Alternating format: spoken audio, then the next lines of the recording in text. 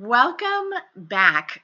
I am really excited today to have Wendy Bernard returning to the party line. I was trying to remember, Wendy, whether I think the last time you were here was Custom Knits Accessories. That would have been the last book before this one, I think. I don't know. It just seems like it was so long ago. If I'm, but time, you've been It busy. just feels so fast. Yeah, You've it been might have been busy. accessories. Yeah. Yeah.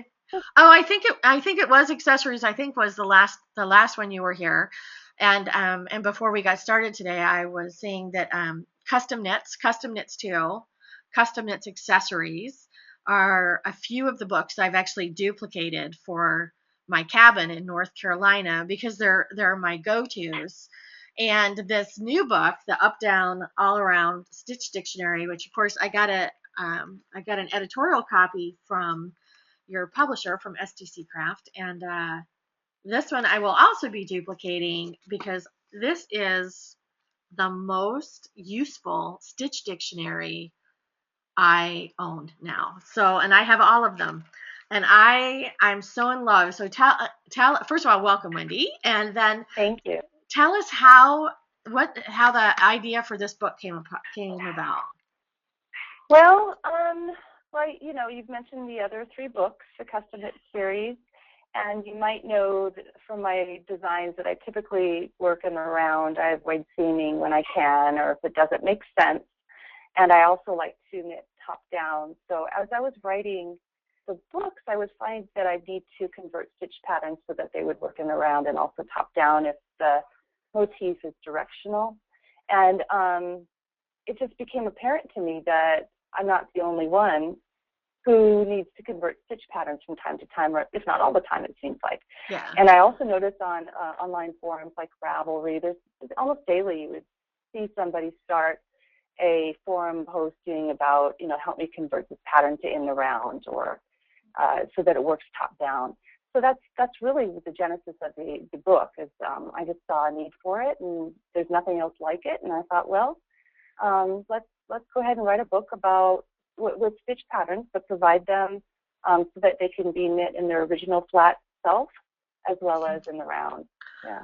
Yeah, and I think that's really the limitation on traditional stitch dictionaries is that they're written for flat and they're generally not charted, which would have made it easier for us to transpose them ourselves. But they're just written out and they're written for back and forth. And I can, but I hate to sit down and transpose patterns. It's so time consuming that I do find myself, if I'm going to like do something in lace, but I'm going to do it in the round, that I'll only pick stitch patterns where the even number rounds are all knit or all purl, so I don't have to basically work them, figure them out backwards because it's really frustrating. So thank you for having the patience because I don't having the patience to convert these patterns. And Kimberly was saying she loves top down, Yeah. and that's the other piece to this is that especially if it's something that has a definite directional design in it. If you're knitting from the other direction, you know it's Well, your leaves will be falling in the wrong direction. yeah. And You even know. and for people like me too, when I knit a scarf, like, or something simple like a scarf or a shawl, something that doesn't have shaping in it, is that I look for designs that don't have any direction in it, because Hmm. otherwise I feel compelled to like start from the center and work my way down with a temporary cast on and then go back and work the other way, because I want my designs to go, when it's around my neck, I want them pointing in the same direction. And this actually, on the patterns that you have for top down, just allows me to switch halfway That's through. right. You can switch halfway through if you want to. Yeah, which Yeah. is thank you. And all my friends who get scarves, or thank you too, because you just really made life simpler for me, and I will definitely do fancier scarves now because it's Well, gonna. especially if you are the personality that it bothers you. I'm kind of loosey goosey about things. It doesn't bother me too much if things kind of might be in different directions. But I know many people are very particular about that. They would jokingly say that they're OCD or whatever, even though we know that's not what it is. But if it makes you uncomfortable to have things kind of flowing in the wrong direction when you wear it, then this book will help you make things more even, balance out better. Yeah, I'm one of those people who can't go to sleep if my pictures are crooked on the wall. Oh, you want So to come to my yeah, house? yeah, I'm one of those people. So it's so to be able to have my up and down going in the proper directions without having to sit down with graph paper and do it myself. Oof, so nice. I just don't have that kind of patience. So I've prepared a little sample so that people can see what's in the book, because in addition to what we typically think of as a stitch dictionary, which are pictures of swatches and the written out instructions, there are actually patterns utilizing that section of the book. And thank you very much for splitting this book up based upon the kind of swatch it is. So, and the fact that you also give information in here as to whether it's reversible or whether the backside is, because and especially, and that's one of those crazy things for scarves or shawls, is if you can see the inside of it, and even for me, like hoods or something where you can see the inside, you don't want an ugly, well, nobody wants an ugly backside. So this, Yeah, an ugly back. nobody wants an ugly backside. So the fact that it even has in there, whether it's reversible, so that the backside and the front side are gonna, are gonna be nice. Yeah. Well, So even in the case of like a cowl like this, I'm going to be posting a tutorial on using the book for a cowl, just to kind of do on the fly. But even if it's the inside of the cowl, it kind of lays open on your neck. It's irritating to me if it's not pretty on the inside as well. exactly. So that's why swatching is always important. Yeah, so you can see what the reverse side is going to look like before you commit. So yeah, and because there are options that look good on the inside, why wouldn't you pick one that looks good on the inside, right? Exactly. I know you got that. So you got that option. So, and this is a really pretty cowl on this one. This is that interrupted garter stitch, I think, right? Mm-hmm. Yeah. Yep.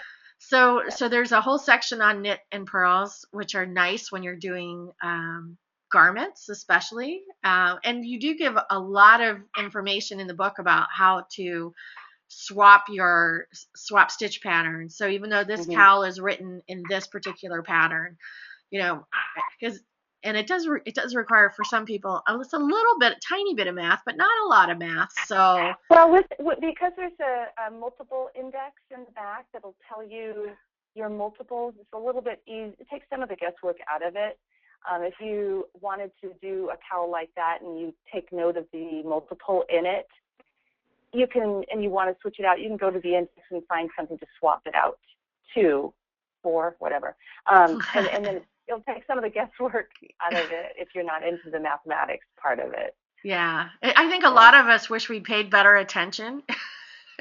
In math, people are really surprised to hear this, but I basically almost didn't get through geometry in high school. And that's funny. My teacher, he wore lavender-colored espadrilles, anyways. And I asked him if I could correct papers or do extra credit work just to even pass. And when I got to college, I managed not to have to take any mathematics either. And what's interesting is that part of my career, I was a marketing professional. Part of my career, I was actually a statistician. Can you believe that? Oh, how funny. And I couldn't pass math in high school. So I don't know. Go figure. Yeah. Well, the good news is that it's basic math. We don't have to do calculus to figure out how many stitches to cast on. So, which is the good thing, right? So, thank God for that is all I can say. So there's a section on knit and pearls, and then ribs, which caps, hats and ribs, they're just perfect Go together. hand in hand. Yeah, you got to make it fit over however much hair you have. Right. Or if you have a freakishly large head, that stretchy fabric is fabric is great. And then this has a whole section on ribs, and it's like stretchier ribs and then more decorative ribs. And so we have a couple of samples here, and then the pattern, which gives you are really attractive because I think we're looking at um, both sides of that, and because of the flip up.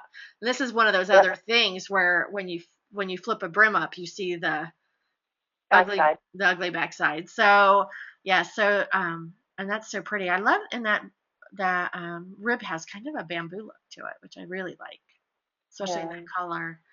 So Yeah. very pretty. And then for socks, the the smocked textured stitch was so pretty. So there's a whole Is it? section on the textured, slipped, and fancy, which for those who who aren't adverse to paying a little more attention to their stitch patterns while they're knitting, as opposed to I'm working on something in seed stitch right now, so it's like you don't even really have to look. So but and especially on small things like socks, you really get a lot of bang for your buck without having to knit massive quantities of these really beautiful decorative stitches. And so this is really pretty.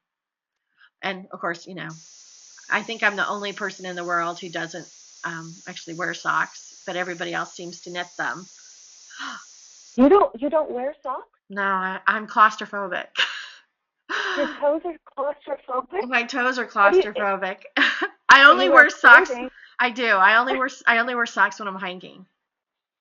Oh my word. Yeah, Okay. I don't wear socks. I can't. I just can't stand them. Even in my boots, I don't wear socks. Oh, And I only wear ankle boots because I can't stand anything that goes all the way up my leg. I know it's ridiculous, but I know it's just weird. But so it's probably a good thing I live in Florida most of the year because I don't really need socks, right? So oh well, Kimberly says that her daughter doesn't wear socks either. Hmm. yeah, I don't know, I'm a barefoot girl. And maybe it's from growing up in Florida. I don't know, but that's how it works for me. This is the life saving section of the book for me. The yarn overs and eyelets because I love lacy knits. I Uh-huh. absolutely hate transposing stitch patterns in for lacy patterns. It is it just makes me crazy, and especially anything this ornate in terms of the waving leaves pattern, or I mean Yeah, I can't stand this it. was brain twister, this one. This one was a tough chapter to write. Yeah, this transposing Tricky. lace patterns just requires a A lot of tremendous amount of concentration. patience and Yeah. concentration. Yeah. Yeah. So thank you very much. And this little sweater is just so cute. Well, I think well, it doesn't hurt that the model is adorable too. yeah, it really doesn't. It doesn't hurt that the model looks great in it. But I can see my daughter-in-law in this would be really really cute. It's adorable. So It's a fast knit too. Pretty fast knit. oh, that's even better news. So Yeah. because she loves hand knits for Christmas. So I yeah, yeah. It's really cute. So and cables, so many cables are which is the next section of the book. The cables are I mean, cables are just so directional. So I've never even attempted to knit them from any direction other than Bottom bottom up. up. Yeah, it just never even occurred to me to attempt it. But and I love the staghorn branching cables, like one of my all-time favorites. But and then the other selection I pulled was this lovely mix of directional lace and directional cables, which is just gorgeous. But this sweater is really this little sweater vest is so sharp and so I mean, it's so perfect. I love how the designs come together, like at the low waist. Yeah. It's really I really love knitting gorgeous. that, and the yarn is called Royal, and it's by Blue Sky Alpacas, and there's something about it, and it just that sweater vest is so I don't know. It was a real fun knit too. It's just it's one of my favorite pieces ever. I think that I've ever done. Yeah, I mean I, it's absolutely beautiful, and just It's one of those pieces where you would never believe somebody knit that by hand because the detailing is so. It looks machine knit almost, but it's Yeah. yeah. It's part of it's the color choice too. Sometimes they'll do it for you, and of course, I think that might even be on size 2 or 3 needles, so that'll also kind of give it that more polished look. Yeah. Well, I mean, it's definitely a little bit more investment of time, but the Mhm. end Mhm. result is, I mean, just so gorgeous. Thank So you. yeah, if I ever feel like sitting down and knitting something on really small needles, this would be the first on the first on Oh, my doesn't the have first on sleeves. my list. So. It'd be the first on my list. It's really, really pretty. So I really want that. I just need to get someone to make it for me. And then there's this whole section that's just really open work lace and this really cute pullover sweater. Is that what we're looking at on the mannequin Right behind behind you? me. Yes. Yeah, that's. Oh, how nice. I think we just saw your dog too, if I'm not mistaken. Oh, which one? Oh, yeah, they're both in here now. So they were barking downstairs. I figured they'll Oh, let them up. They'll bark be a little bit for you. happier. Yeah. So this section probably took you a little time to work on in the Yep. book. Yep. Yeah. Lots and lots of holes. And then yeah, I can't even imagine the whole tech editing on these sections of the book because I have wonderful tech editors. I tell you, I attempted every single pattern myself, but my main tech editor, her name is Sue McCain. She loves making charts. oh, And good when you're God. making a chart, it makes it a lot easier for Mm. you to convert it. So she did help me a lot with this section.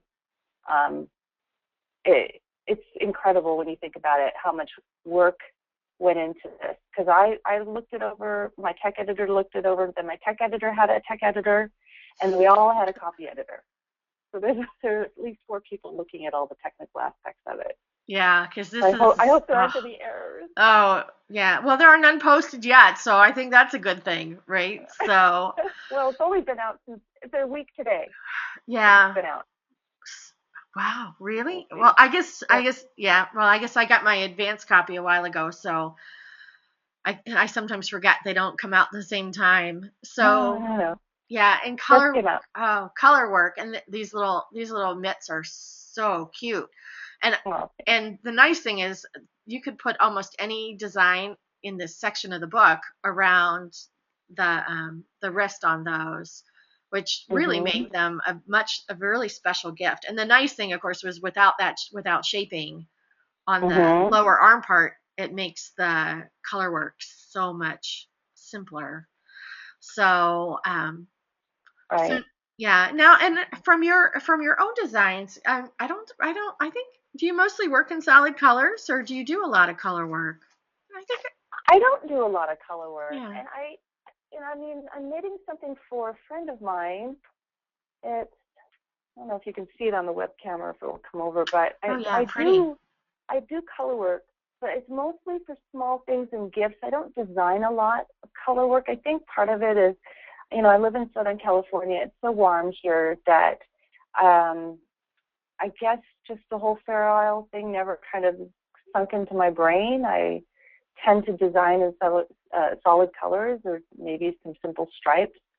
But no, I don't do a lot of color work unless it's, like I said, just for gift giving or just for fun for me.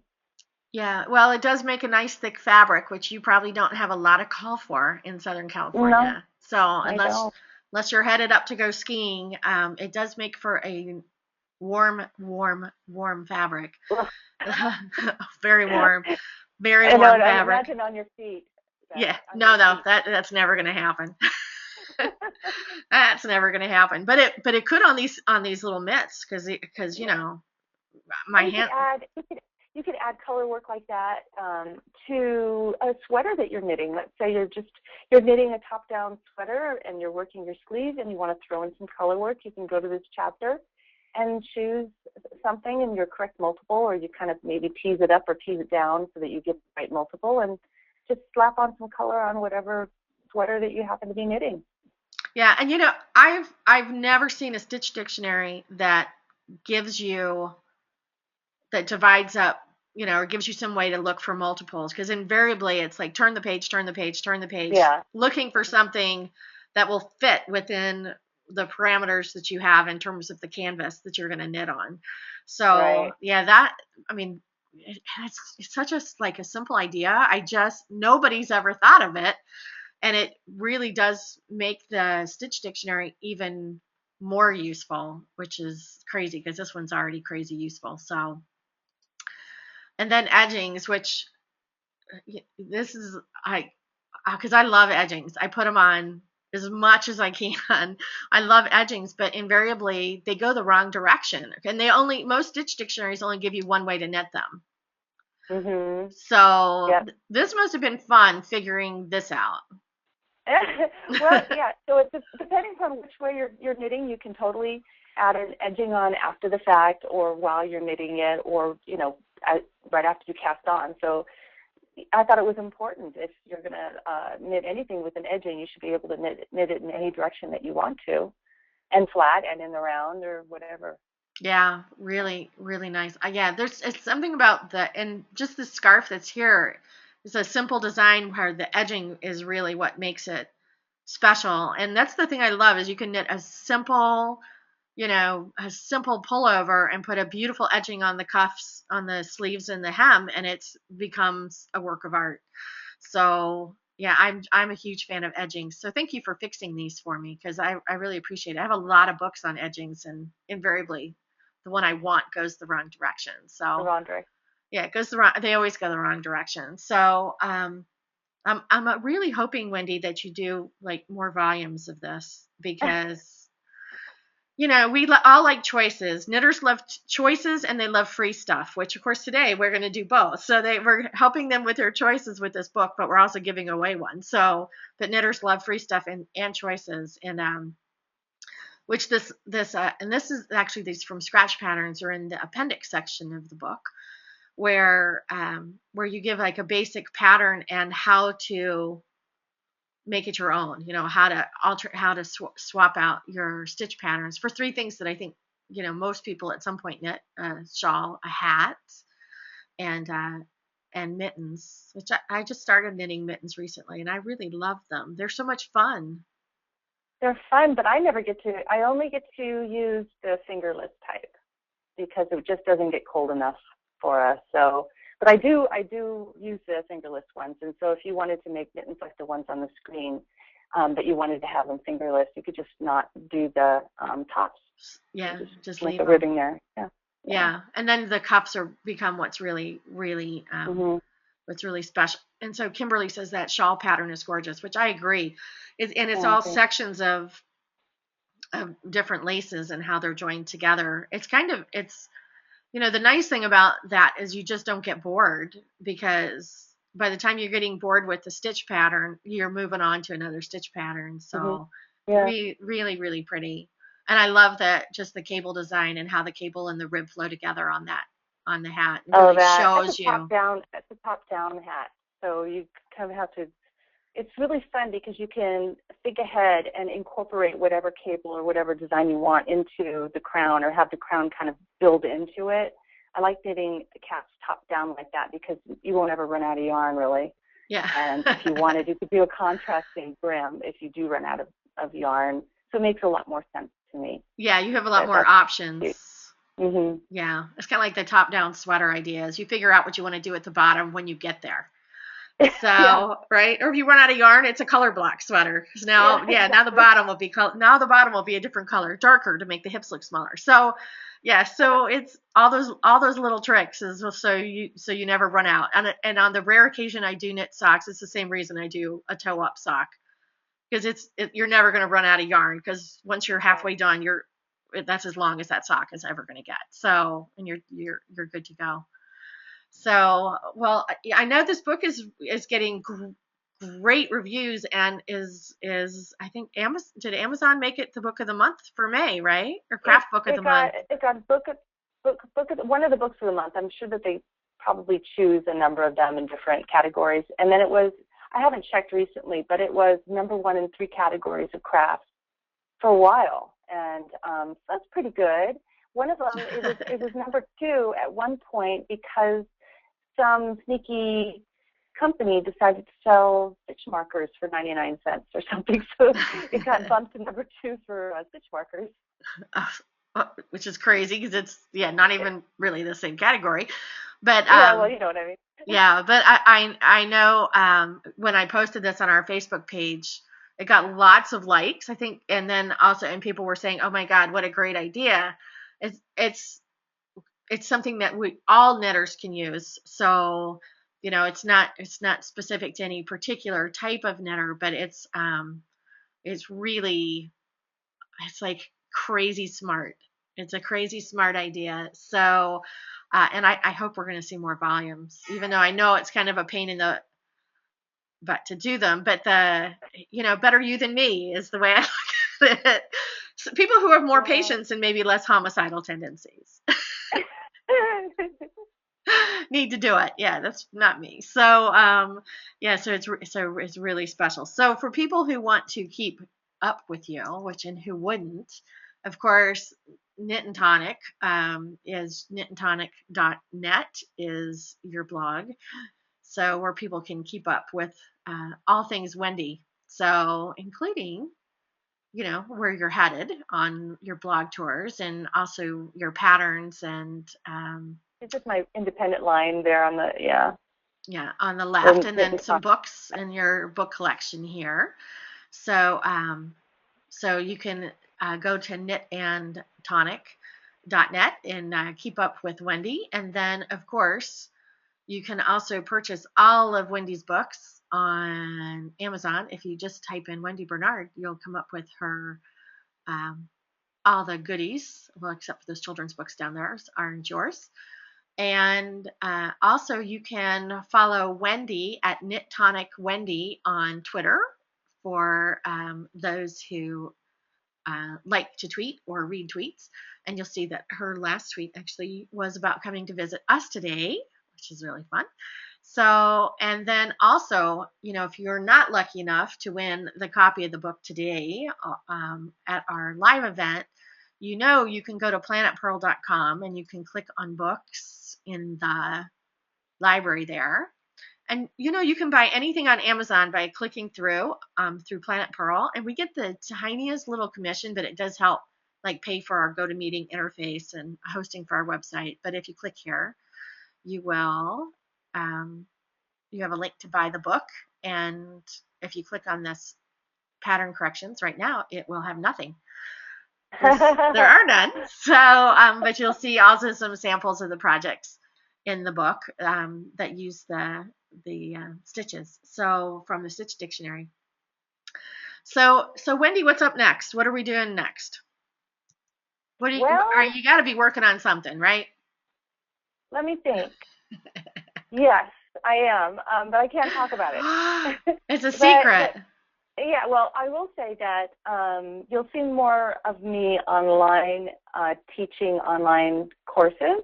Oh, great. So I'm doing some stuff like that. I'm always thinking of new designs and all that. I have not yet spoken to my publisher about doing another volume. We're sort of waiting to see how this does, and based on the response right now, I have a feeling that I might be working on converting hundreds more stitch patterns. But we'll see. We will see. Good. I'm only going to make one request, which is when you do volume 2, we get a cumulative index that tells us what's in volume 1 and what's in volume 2. Oh, okay, wait. Let me write that down. And then when you do volume 3, we get a cumulative index with 1, 2, and 3. So it's a really good idea. I wish my Barbara Walker books had a cumulative index. It would make life a lot simpler. You are right, because I find that I'll pull it. I have the two of them, the red one and the blue one, and I will have them in front of me, and I'll go through them, trying to find something. And we need a cumulative index. Cumulative index. Thank you very much. That's my special request on behalf of knitters everywhere who have multi-volume stitch dictionaries. Is tell us which book it's in, please. Just tell us which book it's in, so we don't have to Yeah, thank you very much. I appreciate that. So, well, I hope we'll have you back for the next volume and whatever super secret project you're currently working on. Okay. Yeah, so that would be great. So, and people in the room, stick around because you know I'm going to give away a book because that's how we roll. So, so I'm going to stop recording, and but thank you, Wendy, for taking time out today to come talk about this book because it's really